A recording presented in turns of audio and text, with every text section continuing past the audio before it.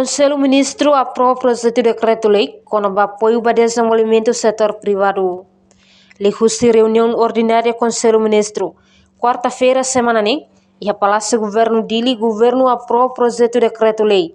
Nebe apresenta o vice-primeiro-ministro, Ministro Coordenador Assunto Econômico, no Ministro Turismo no Ambiente, Francisco Calbuadilai, com apoio para desenvolvimento do setor privado. Diploma nem, o objetivo é criar apoio financeiro especial IDA, para a Associação Civil CIRA, sem fins lucrativos. E a Timor-Leste nebe promove desenvolvimento do setor privado timor-leste. Nebe hari no registra uma associação CIRA nem, hololos, e a lorong nebe diploma IDA ne hahu vigora.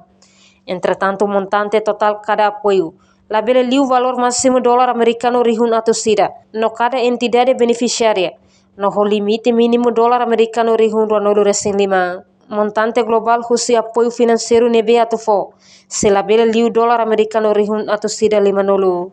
Reportagem Marquita da Silva, Televisão Timor Post.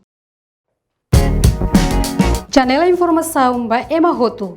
Atau tem informação atual dia Gliu, que tá halua.